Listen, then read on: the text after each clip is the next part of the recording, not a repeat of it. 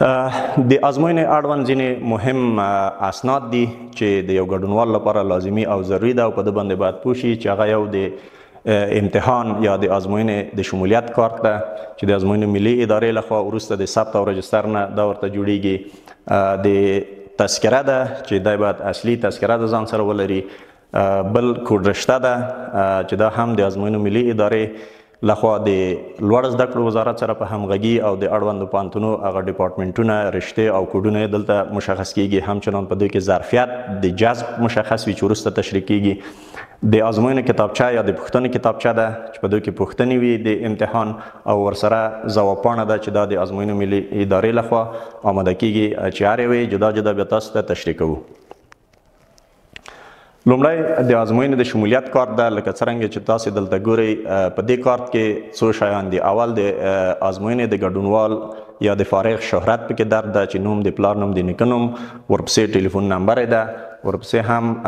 تاسو دلته ګورئ چې عکس ده او د عکس لاندې دلته آی ډي نمبر ده چې دا آی ډي نمبر د ازموینې ملي ادارې په سیستمونو کې دلته ثبتیږي او لاندې ورسره بارکوډ ده چې په دې بارکوډ باندې هغه سیستمونه او د نمبر په اساس د عکس په اساس دا به پیژني.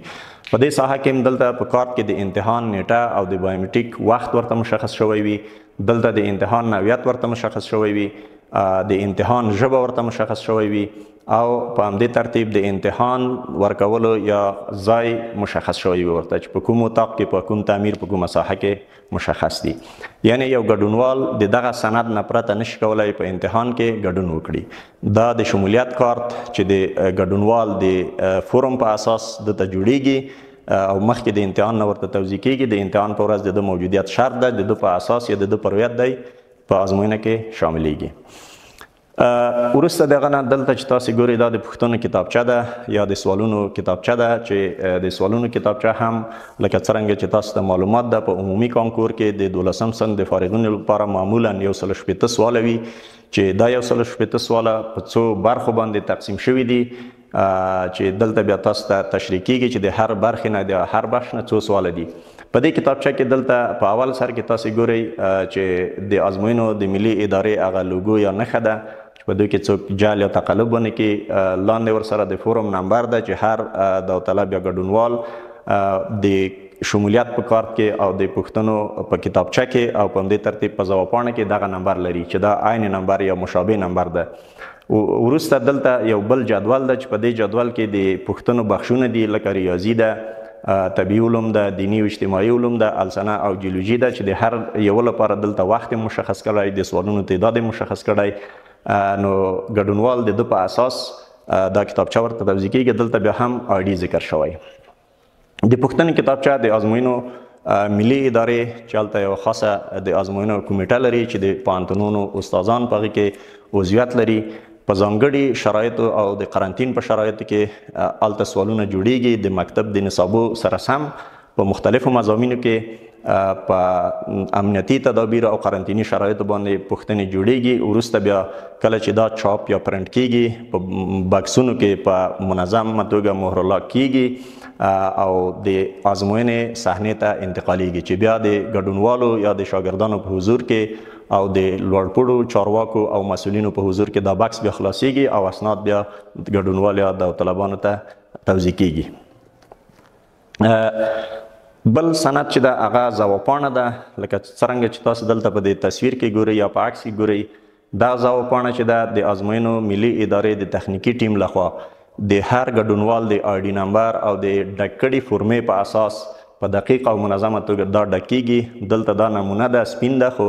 هغه ورقه چې بیا تاسو ته په امتحان صحنه کې راځي دلته به د تاسو شهرت، نوم د پلار نوم، د نیکه نوم، ټلیفون نمبر او ورسره په دې جدول کې آی ډي نمبر، دلته مو عکس، دا مکمل په چاپ شوي بڼه په رنګه بڼه به دا چاپ او وروسته د پروسس نه به تاسو ته صحنې ته انتقال شي چې دا ورقه هم وروسته بیا تاسو ته تشریح کیږي. د چاپ نه وروسته دا په بکسونو کې په مورلاک ډول دا مورلاک کیږي. دا ورقې 3 برخې لري چې هره برخه به جدا جدا تاسو ته تشریح سي. البته یو یادونه دلته کوو چې دغه ځوابپاڼه چې ده دا ورقه چې ده دا یو دانه هر داوطلب ته چاپیږي. یعنی هر ګډونوال چې کله په کانکور ازموینه کې د ګډون ثبت نام یا ثبت کوي یا نوملیکنه کوي د هغه لپاره یو دانه داسې ورقه جوړیږي، یعنې دا دویم ورقه نه لري او دا کمپیوټرایز او ډیجیټلایز ورقه ده چې دا په سیستم باندې جوړ شوی، بارکوډ لري، ډیزاین لري او د ورقې په دې ساحه کې بیا دلته خاص ټایمینګ لري چې د هغه په واسطه بیا دا د OMR ماشین باندې لوستل کیږي. نو بنان وروسته بیا تاسو ته هدایت کیږي چې په دې ورقې سره باید ګډونوال ډیر احتیاط وکړي ترڅو دا ورقه ته خراب نشي. د ورقې پورتنی یا پسنی برخه ده لکه څرنګه چې دلته په دې تصویر کې هم تاسو ګورئ د ورقې یا د ځوابپاڼې ورقې په پسنی برخه کې عکس ده د ګډونوال، لاندې شهرت ده، نوم د پلار نوم او د نیکه نوم، دې خواته ټلیفون نمبر ده او لاندې دلته یو تعهد لیکل شوی چې ګډونوال دغه کوم شهرت چې ده چې دا په فورم کې ډک کړی، دلته یو تعهد کوي چې دغه فورم چې زه ډکوم یا امتحان ورکوم دا په کامل دقت او په کامل اطمینان سره دا ډکوم چې په دې کې څه مشکل نه وي چې وروسته بیا دا وکړي، ځکه په دې ورق کې د لاسوهنې او د تغییر هېڅ امکانات نشته. په دغه برخه کې دلته یو موضوع لیکل شوی چې امضای ممتحن، یعنی د ممتحن استاد هغه استاد چې په صنف کې ولاړ ده او د تاسو نه امتحان اخلي د دې امضا کیږي چې هغه ممتحن استاد هم د چوکاټ په منځ کې باید یو وړه امضا وکړي چې د چوکاټ نه بهر نشي. په همدې ترتیب بیا په اصلي ورقه کې د ده لاندې یو بارکوډ هم موجود ده چې په هغه باندې ماشین دا ورقه پیژني یا یې تشخیص کوي. دې خواته لیکل شوی امضای داوطلب، یعنی هر څوک چې امتحان ورکوي یا ګډونوال یا هغه شاګرد چې امتحان ورکوي دا به د دغه چوکاټ په منځ کې یوه وړه امضا کوي د همدغه خط په سر چې امضا یې د چوکاټ نه بهر نشي په همدغه مستطیل شکل کې. لاندې دلته ګډونوالو ته د ورقې د تورولو یا د ځوابونو د تورولو هغه طریقه ښودلي، لکه څرنګه چې دلته تاسې ګورئ دې خواته لیکلی طرز سیاکردن یعنی د تورولو طریقه، لاندې بیا سیاکردن درست یعنی د ښه تورولو یا د صحیح تورولو طریقه دا ده چې 4 دایرې چې دي په هغه ځوابونو کې په ردیف کې هغه یوه دایره یا یوه جواب چې صحیح ده هغه به تاسې په مکمله توګه ډکوئ چې دایره به خالی پاتې نشي او په همدې ترتیب اضافي رنګ یا اضافي خط د دایرې نه بهر هم نشي. ورسره دې خواته د غلطو تورولو هغه طریقه ده که چیرې یو څوک خپله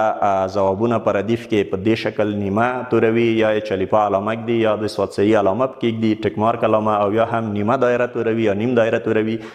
د ازموینو په ملي اداره کې چې کوم سیستم موجود ده یا OMR ماشین یا د نمرو د ورکړې ماشین چې ده هغه ماشین بیا دغه ځوابونه نشي لوستی، نو بنا هغه نمره نه اخلي. ښه طریقه یې دغه ده چې بیا په اړونده ازموینو کې د امتحان په صحنه کې مربوطه استادان هم تاسو ته په دې اړه بیا رهنمایي کوي. د ځوابپاڼې منځني برخه ده چې په هغې کې هم ځینې مشخصات دي لکه څرنګه چې تاسو په دې تصویر کې ګورئ. په دې کې یوه ساحه چې ده 4 چوکاټ 15 چوکاټه دي، دلته لیکلی انتخاب یعنی لومړی انتخاب، دویم انتخاب، دریم او څلورم انتخاب. انتخاب معنا تاسې هغه د کوډشتې جدول یا هغه رشته چې تاسې غواړئ په مربوطه پوهنتون یا ډپارټمنټ یا پوهنځی کې ووایئ چې هر ګډونوال د اصولو مقرراتو له مخې 15 انتخاب یا د 15 انتخاب حق لري چې هغه انتخابونه بیا وروسته رهنمایي درته کیږي، دلته تاسې رسوئ. دا د انتخاب برخه ده چې مشخص دي 15 انتخابه. دلته یو بل چوکاټ ده لکه څرنګه چې تاسې ګورئ په دې چوکاټ کې دلته لیکل شوی مربوطي کنټرولر. کنټرولر هغه چاته ویل کیږي چې د ازموینې ملي ادارې لخوا د یو منظمې پروسې لخوا په رسمي توګه هغه ته د کنټرول او د نظارت اجازه ورکړل شوی، هغه خپله مشخص کارت لري، آی ډي کارت، په صحنه کې ګرځي د امتحان د ښه نظم او ډیسپلین لپاره او د ښه شفافیت لپاره هغه د استادانو د محصلینو نظارت او کنټرول کوي. او ممتحن استادان چې دوی د تاسو نه مستقیما امتحان اخلي که چیرې دلته لیکلي غیر حاضر کیفیتي او تخطي دا د تاسو مربوط نه کیږي، یعنی څوک چې امتحان ورکوي په هغه پورې دا هېڅ اړه نه لري. په دې برخه کې به دوی د خانې هم نه توروي، په دې کې به هېڅ قلم هم نه وهي، دا به په همداسې خپل حالت پرېږدي. دا مسله چې دا د تخنیکي مشکل په خاطر ده، کله چې یو تخنیکي مشکل پیښیږي هغه بیا کنټرولر پوهېږي. لاندې ورسره یو بل جدول ده چې دلته تاسې ګورئ، دې کې د جنسیت مسله ده، یعنی ذکور اناس چې تاسو کله ورونه امتحان ورکوي دغه اوله خانه ذکور یعنی نارینه ګډونوال دغه دایره به مکمل توروي. دې خواته په څنګ کې آر ډي نمبر ده لکه څرنګه چې تاسو ګورئ د چپ طرف نه پی 01028 دا آر ډي نمبر ده، دا د نمونې په شکل دلته راغلی او دا آر ډي نمبر په مربوطه قطارونو، ردیفونو او ستونونو کې د سیستم په ذریعه دا خپله تور شوی ده. یعنی زموږ محترم ورونه شاګردان ضرورت نه لري چې دغه دایرې بیا د سره تور کړي. که احیانا دغه دایرې لږ پکې سپین وي یا هر رقم وي، دا کمپیوټر یا سیستم خپله تور کړی او خپله یې بیرته لوستی شي. که چیرې په دې کې تاسو اضافي قلم ووهئ یا اضافي خانې تور کوي یا په دې دایرو کې اضافي خطونه کږدئ، نو سیستم نه دا آی ډي بیا ورک کېږي، بیا دا آی ډي صحیح نشي لوستی. دا د ورقو هغه منځني برخه ده چې په دې کوډونو کې هم 4 رقمي خانې دي، هر کوډ 4 عدد لري، وروسته بیا راهنمایي درته کېږي په کومه طریقه دا ورسوئ. دریم د ورقې هغه لاندني برخه ده چې هغه د ځوابونو برخه ده چې د ریاضیاتو نه شروع کېږي، طبیعي علوم، اجتماعي او دیني علوم، السنه او جیولوژي، چې دا هم څو ځانګړتیاوې لري. د دوی یو مشخص او اساسي ځانګړتیا، یو مهم خبره په دوی کې دا ده چې تسلسل د شمارې دي، چې د اولې شمارې نه شروع شوی، اول، دویم، دریم تر 160 پورې. بیا بل مهم خبره په دوی کې دا ده چې په هر ردیف کې 4 دایرې لري. لکه اول سوال ده، دلته لیکل شوی اول دایره، دویمه دایره، دریمه دایره او 4مه دایره. مثلا کله چې تاسو ته کتابچه درکول کېږي د ریاضي په بخش کې، که اول سوال صحیح وي دلته به اول د سوال شماره هم تاسو ګورئ، ورپسې جواب ګورئ. که چیرې دریم جواب صحیح وي دغه دریمه خانه به ورته څه کوئ، توروئ. ورپسې دویم سوال ته ځئ په همدې ترتیب تر 160 پورې. نو هیله ده چې ګډونوال په دغه ساحه کې دقت وکړي چې ترڅو هغه هر سوال د شمارې په اساس په خپل ردیف کې په خپل جواب کې هغه مربوطه ستون ته ورسوي. که چیرې د دغه شمارو تسلسل ورنه ګډوډ سي یا خراب سي، د اول سوال جواب په دویم کې ورسیږي، په همدې ترتیب تر 160 پورې ټول جوابونه یې ګډوډ کېږي. ولو که دا خپل جوابونه صحیح حل کړی وي، چون دلته یې غلط رسولی، سیستم بیا په همغه غلط طریقه د پارچه لولي. په دې کې څو برخې دي. په دې ځوابپاڼې کې د شمیرې چې دي د 160 سوالو چې دي، له اول سوال نه تر 43 سواله پورې چې دا د ریاضي سوالونه دي، ورپسې له 44 سوال نه تر 15 سواله پورې د طبیعي علومو سوالونه دي چې په دې کې فیزیک ده، کیمیا ده او بیولوژي ده. له دې نه وروسته د 80 سوال نه تر 140 سواله پورې د ټولیزو علومو یا اجتماعي علوم او دیني علومو سوالونه دي. له دې نه وروسته بیا د 115 نه تر 160 سواله پورې د السنې چې په هغه کې دري او پښتو او ورسره د جیولوژي مضمون سوالونه دي. چې په دې پارچه کې هم کله چې د تاسو امتحان خلاصیږي یا شروع کېږي، د امتحان په جریان کې د ازموینو ملي ادارې د تخنیکي ټیم لخوا بیا هم د تاسو بایومیټریک کېږي، ترڅو اطمینان حاصل شي چې دغه خپل کس ته چې امتحان ورکوي، یعنی د عوضي کسانو یا د تخطي یا د جعل و تزویر نه جلوګیري وشي. بیا په دغه ساحه کې دلته چې مهر بایومیټریک لیکل شوی،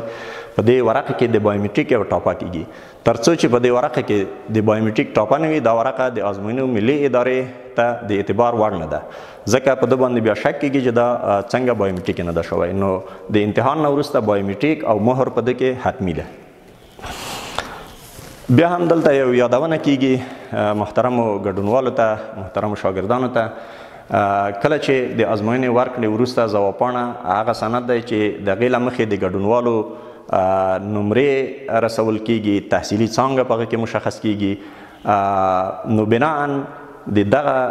ځوابپاڼه چې ده، لکه مخکې مو چې تاسو ته ویلې چې دا یو ورقه ده او تخنیکي ورقه ده، ډیجیټلایز ورقه ده، لاندې موارد تاسو باید په نظر کې ونیسئ. اول، دا ورقه باید تاسو قات کوئ، دا ورقه باید د تاسو نه سوری نشي، دا ورقه باید څیرې نشي، او په همدې ترتیب بغیر له دې نه چې تاسو سوالونه حلوئ، اضافي شیان په دې کې باید ونه لیکئ، په خالی ځایونو کې اضافي لیکنې ونه کوئ، خصوصا د ورقو په د حاشیو یا په د څنګونو کې. په همدې ترتیب په دې ورقه باندې باید اوبه توی نشي، لنده نشي، قات نشي، ګونځې نشي او نور رنګ پې نشر نشي. د دغه مواردو نه باید جدا جلوګیري وسي. د لاس هغه چاپ یا خوله یا نور موارد چې هغه ورقې ته زیان رسوي یا په ورقه باندې اضافي داغ یا لکې ایجادوي، د هغه نه باید په جدي توګه جلوګیري وشي. دې نه وروسته لکه څرنګه چې تاسو ته وویل شو، د ازموینې اړوند یو بل سند چې د هغه د کوډونو جدول ده یا کوډشتې دي، چې په دې کوډشته کې د افغانستان د ټولو پوهنتونونو، د ټولو اماراتي پوهنتونونو، پوهنځیو، ډپارټمنټونو نومونه پکې ذکر شوي دي، کوډ یې ذکر شوی او ورسره د جذب تعداد چې په هر ډپارټمنټ کې مثلا دلته کابل پوهنتون روابط عامه ډپارټمنټ ده 8 تنه جذبوي او کوډ نمبر هم چې ده 21 دي. یعنی د ټولو پوهنتونو او د ټولو ډپارټمنټو دغه مشخصات په دوی کې لیکل سوی چې دا کوډ رشته هم معمولا د ازموینو نه مخکې د لوړ زده کړو وزارت او د پوهنتونونو سره په همغږي د ازموینو ملي ادارې ته سپارل کیږي او ازموینو ملي اداره دا د یو جدول په شکل د کوډ ورته تعینوي او وروسته تاسو ته د بایومټریک په ورځ کې په اختیار کې درکول کیږي. په دې کې چې مهم شی دا ده چې د هر کال کوډ رشتې جدول فرق کوي ځکه د هر کال چې تیریږي د لوړ زده کړو وزارت اړوند اماراتي پوهنتونونه چې دي ځینې ډپارټمنټونه پکې نوی جوړیږي ځینې ډپارټمنټونه کیدای شي چې جذب ونه لري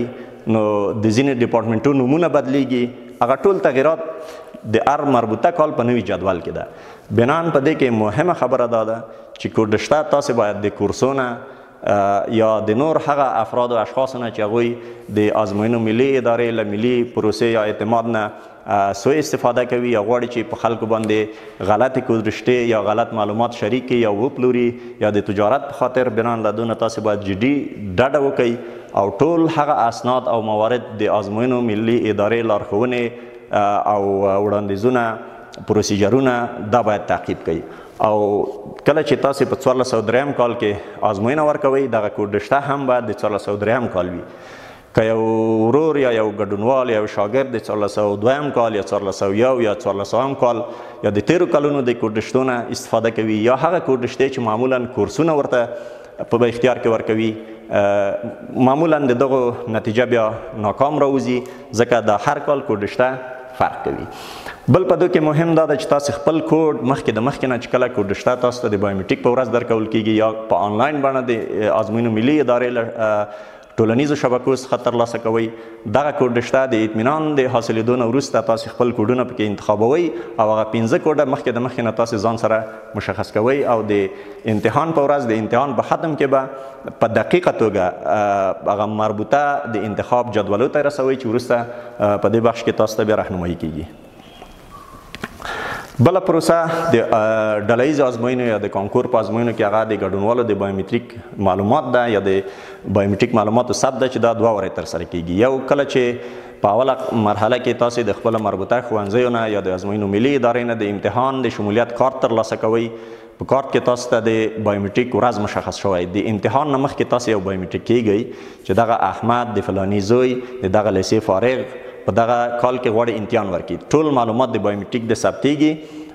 وروسته د امتحان په صحنه کې چې کله بیا ته حاضرېږي بیا هم د ازموینې ملي ادارې د تخنیکي ټیمونو لخوا د تاسو بایومټریک لکه څرنګه چې دلته ګورئ په یو مشخص کیټ یا ډیټا د تاسو هلته ثبت وي بیا به هلته په بایومټریک کیټ کې ګوته ایښودل کیږي او د تا ټول اسناد به راوځي چې همدغه کس چې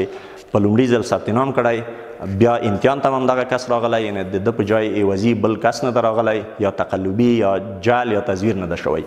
بنان 2 مرحلې لري بایومټریک د امتحان نه مخکې او د امتحان په جریان کې او لکه مخکې مو چې ویلې په ورق کې هم د بایومټریک ټاپه باید وي. په دې کې مهم شی چې ده کله چې د بایومټریک په ورځ د امتحان نه مخکې او د امتحان په جریان کې تاسو راځئ تاسو سره باید اصلي پیژندپاڼه یا تذکره باید موجود وي یا اصلي پاسپورت موجود وي. په کاپي باندې که هغه د تذکرې کاپي وي که عکس وي په دې باندې زموږ تخنیکي همکاران بایومټریک نه کوي ځکه دا یو مهمه او ملي پروسه ده په اصل اسنادو باندې د تاسو بایومټریک کیږي. نو هیله کیږي چې د امتحان او د بایومټریک په ورځو کې خپله اصلي پیژندپاڼه یا تذکره له ځان سره ولرئ. په بایومټریک سیستم کې د تاسو دغه معلومات ثبتېږي چې یو په د تاسو شهرت په دې کې ثبت وي دویم آی ډي نمبر چې هغه کوم د تاسو په کارت کې ده په فورم کې ده او په ځواب پاڼه کې ده دا ثبتېږي او بل د ګوتې نښې یا د ګوتې هغه نښان ثبتېږي پکې او د تاسو عکس پکې ثبتېږي دا په بایومټریک کې. بیا هم دلته یادونه کوو چې د بایومټریک په وخت کې تاسو باید اصلي تذکره له ځان سره ولرئ.